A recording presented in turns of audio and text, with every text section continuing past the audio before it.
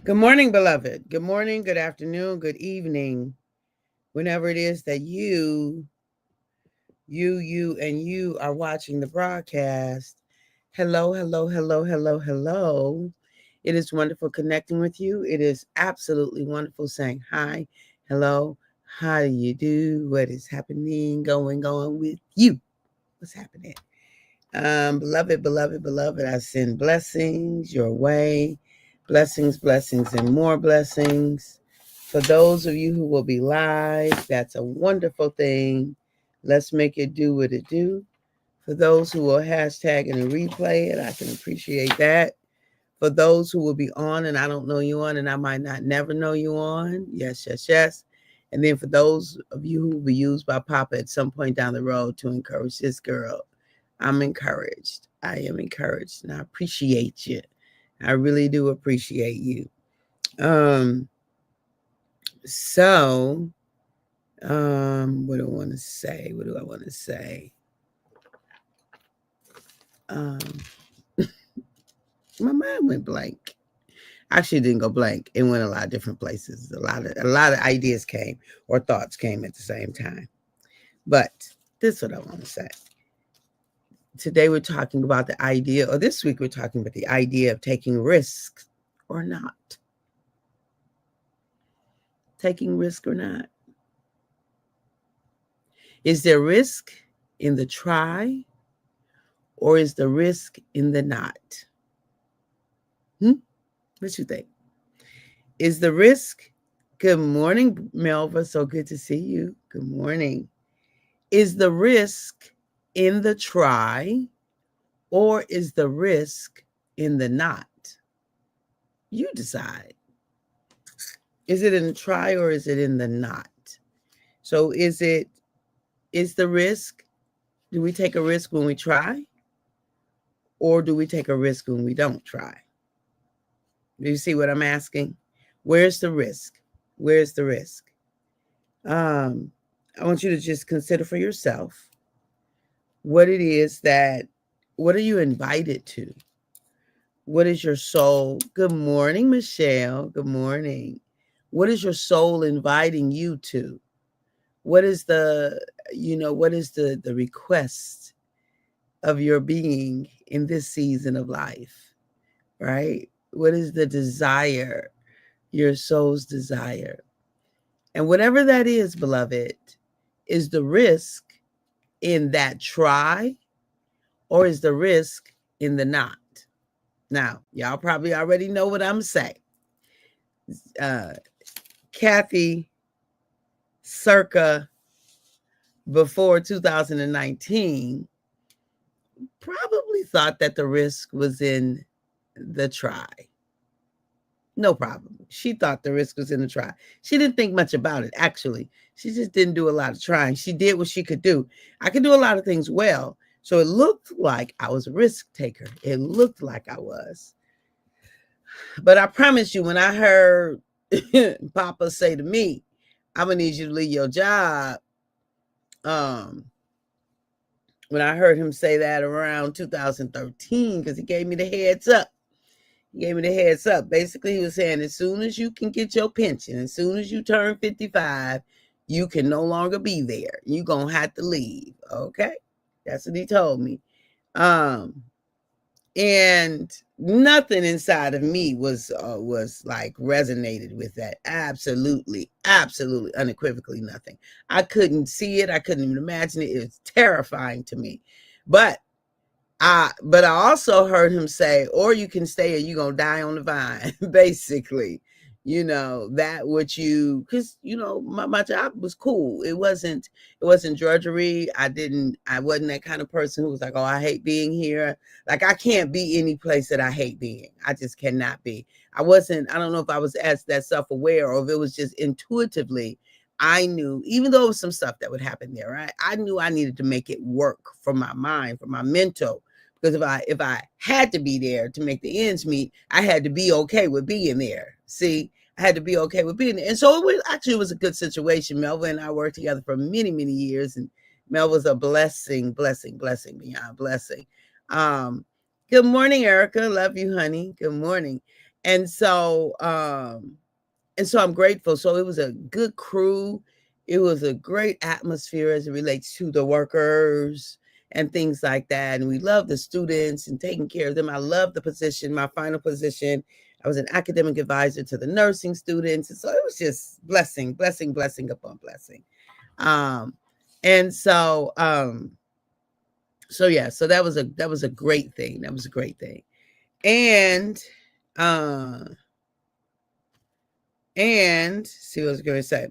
And anyway, so when he said it, like, good morning, Brian. Love you, sis. Good morning. When he said it, no, I wrestled with it, wrestled with it. But at the end of the day, what I understood is that I was going to have to figure out how to leave since I was told you got to leave. You can't stay here. I got some things for you to do. And if you stay behind that desk, you're not going to do them. You're going to justify not acknowledging the cry of your soul, right? Your soul's cry. You're going to justify not acknowledging those, right? Because you got 9 to 5, you got 8 hours that you got to commit to here, and then the time before and the time after preparing to go and leaving, and then just the energy that comes from somebody being in somebody else's environment, moving to the beat of their drum, so on and so forth. And so he was like, "You're not gonna be able to do like this. This 540 would have never come to life if I had not,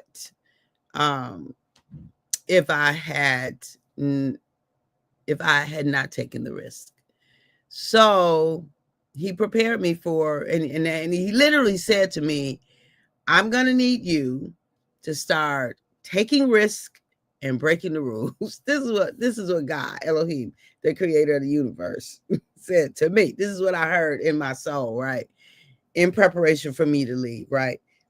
So he gave me the notice 6 years, 5 years, 6 years ahead before I left. I ended up staying a year longer because my daughter was in the nursing program and I wanted her to have every possible advantage. And if I was the primary advisor there, then she would have every possible advantage, right? She and all the people who I got to serve would have advantages because I was there in that particular role, because that role didn't really exist, as far as I know, prior to me coming over there. I was specifically asked by the campus president to fill that role, to close the gap between this particular group of students and academic advising. Anyway, it was a perfect fit for me. And I know that folk were blessed because I was in that role, and I'm grateful for it. I'm very, very, very grateful. So hello, GB. So good to see you, King. Talk about Queen. You all might not. Oh, you did see this. I think I did. I wore it for my birthday. But anyway, it's sitting right here. So I might as well put it back on. Talking about Queen. It's one of my favorite items that I own. Self-Love Queen's Adventure. Yes, yes, yes. If you ever want a wonderful experience with a group of ladies, Thursday, Friday, Saturday, Sunday, a full 4-day experience in Michigan, let me know and I'll make sure that you go on the list for the next one, because this one is full. This one is full. It's sold out. But we have one every year, the weekend after Mother's Day, the Self-Love Queen's Adventure, every year, the weekend after Mother's Day, if you're ever interested. So here are the elements. Women who are ready to cultivate love for all of her parts. Women who are ready to experience, to honor her soul's cry courageously, to experience jubilance with sister interactions, to build muscles for celebrating yourself, like cognitive psychological muscles, and to gain skills to sustain the transformation, right? Build muscles for celebrating her and learn how to sustain the transformation, because we experience transformation through fun and a celebration of self, through I know, Erica, I'm getting excited. Like my room is getting filled with all the things that I'm going to bless y'all with. And I'm excited about how you all are going to bless me, because it's definitely a give and take. Anyway, we do it every year. The weekend, always the weekend after Mother's Day at Gold Lake, Michigan. Gold Lake Christian Retreat Center. The service there is top notch. The service, the food, the facilities, and we have an absolutely amazing time. So this year we have we got 20. I think it's 21 of us, 20. It's a nice size group, and if you're ever interested, let me know, and I will keep you on the list to make sure, because we can fill up fast. It just depends on how Papa does it. Like last year, it was 13 of us. So it but that's Papa intended for it to be small. That year, it was our third year. It was our Father, Son, Holy Ghost year. And so if I were not, good morning, Margie, all is well. Pray the same for you, my cousin. If I were not a risk taker, the Self-Love Queens Adventure would never have occurred. And that would be a travesty, right, Erica? Erica's been every one of them. And that would be a travesty, because I have an amazing time. And I am serving. And when I leave, like, I barely have anything left. When I tell you I serve fully, I serve. I give everything I got. I leave it right there in Gold Lake. Hickory Corners, Michigan is where it's actually. Gold Lake is the place. And so at any rate, it is imperative, beloved, that we take risk. I'm not talking about foolish risk. I'm not talking about that. Risk that we take, that could cost our lives and cost other people's lives, or just cost finances that, I'm not talking about that. But you got to risk what your soul is inviting you to, even if it doesn't make sense to you or to anybody else. You've got to risk it. You've got to risk it. Anything that has occurred in our lifetime, in humanity's lifetime, anything that has occurred that has been significant, it was somebody took a risk. Somebody took a risk for that thing to be. Somebody took a risk, beloved.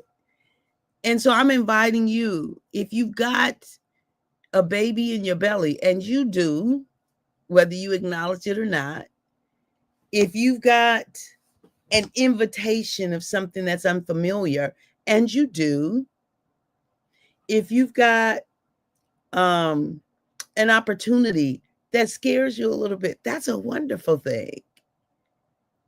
It scares you a little bit. That means you're going to be alive and alert and on, the personal development coaching certification that I am the privilege, the delight of servicing right now, developing and servicing and all those kinds of things. That's a risk. That's a risk that I've taken into undertaking, but I'm growing. With every risk, there's a grow. With every risk, there's a grow. With every risk, beloved, there is growth. Exponential growth. I'm inviting you to your exponential growth. I'm inviting you to more of you. I'm inviting you to dig deep and wide and broad and expansive. And yes, it's scary. And yes, we will have times we want to say no, and we want to pull back, and we want to go back in our shell like a turtle. But if you got to go in your shell for a moment to get your courage back, go on and get in the shell. Don't stay there. It's okay. It's okay. Then get back out. But I need you out the shell more than in the shell. Okay. Sometimes it's a bit much. Sometimes I bite off a lot, and I'm like, okay, because even this year, I'm doing 2 Queens Adventures this year. The second one, actually, we're going abroad. We're going abroad on the second one. And if you're interested in that, let me know. But we are going abroad on the second Queens Adventure. And yes, we're going abroad on that Queen's Adventure at the end of the year. So I got 2 Queen's Adventure. I got the professional development coaching certification, and did my own executive coaching that I do. And then, my other services that I do outside of this whole coaching arena. So I serve as a self-love coach and a soul midwife. Like I am, it is my sincere intention that everyone's soul desire is birthed, that it has a container from which to engage, that everyone's soul desire has a place and a process, a way of being. Because I know as your soul births what it has been intended to birth, all the ships rise, all the ships rise, right? The tide, let's say the tide rises, all ships, soul births, rises the universe. Ooh wee, soul births rises the universe. Ooh wee, that's good. That's good. That got to go on a t-shirt. Debbie Kokolo. Debbie Kokolo. Yes, it would be a tragedy. The women we encounter, if you don't know them afterwards, you will. It's like sisterhood, something you do not want to miss. Amen, Erica. Yes, it is. Let me see. Soul births, rises, or raises is probably the universe. Mm, mm, mm-hmm. When we birth from our soul, the universe it expands, it increases, it's better. It becomes, life is better for all of us when we birth from our soul. Mm, that's good to my soul. Just that right there, that statement. Yes, yes, yes, yes, yes, yes. And so I am encouraging us to birth from our soul, to know what our souls cry, and to not leave a stone unturned, uncovered. None of those things. None of those things, do you know? To leave no stone unturned. So we here to do the thing, y'all. We do whatever your thing is. I celebrate you for doing your thing. I celebrate you for that. I celebrate you. No, and so the risk is not in the try. The great risk is in the not trying. Well, I'm sure we knew that at the beginning of the question. It feels risky when we try. That's okay. Your brain is designed to tell you don't do nothing else new. Nothing. Don't try it. Stay comfortable. Stay still. Stay with what we know. Don't add a thing. Be quiet. Right? Go sit over there. That's what your brain it's supposed to do that. That's what has kept us safe. But it also can keep us limited. It can keep us small. It can keep us in the familiar. We need the unfamiliar. We need both, like the yin and the yang, the yin and the yang, the harmony of it all. Yin and the yang, the harmony of it all. We need both. We need a level of risk and a level of safety and comfort, right? But I think our risks need to outweigh our safety and comfort. It does. I lived for many years with my safety and comfort, the knowing I didn't do anything that I didn't know I could succeed at for the most part. Now I'm just gonna try it. Let's just try it. It ain't nothing but a try. If it don't work, we won't keep it going. But we will try it and we will give it our everything in that try. We will give it our everything. And sometimes we'll try it again. It just depends. And sometimes we're like, okay, that was so for instance, a television show. We did a year, y'all. We did from 60, we did from 23 to 24 every Friday, a live television show, GPH, WGHPR. I can't think of the name, the call letters now. But anyway, TV 33 in Detroit, local television station. I said I wanted to do it. I said I wanted to do 4 things when I turning 60, lose 100 pounds. I did it. Write a book. I did it. Have a television show. I did it. I forget what the 4th thing was. Whatever it was, I did them all. Right. And it was great. It was great. And I probably still would have been there. I don't know if I was supposed to be there longer than a year, but there was some technology things that was the reason that I ended up not being there. But it was a risk. It was a risk because there was a cost. There was a cost, but I had donors, and I'm so grateful for the donors, the More Love Please donors. And I haven't talked about More Love Please in a minute, but we are still adding more love into the world. one life-giving conversation at a time. And that's what we do in the More Love Please movement. So we'll start back to talking about that as we, have more specific targets than we do. But that's exactly what we do. We add more love into the world, one life-giving conversation at a time. All right, beloved. I love you. If no one else has said that to you recently, listen to me. I love you. It's intentional. It's intentional. I work diligently to add significant love to me. So I have overflow. My cup runneth over with love. It absolutely does. Because I want to have enough to effectively and efficiently love you. So I love you, beloved. And at the moment that Abba gave us our breath, me and you, we forfeited, we relinquished, you and I gave up the right to not be amazing. Why not get a pom-pom in here? Why not, beloved? Why not get a pom-pom? You and I gave up the right to not be amazing. You are amazing. Have a fantastic day. Bye-bye for now.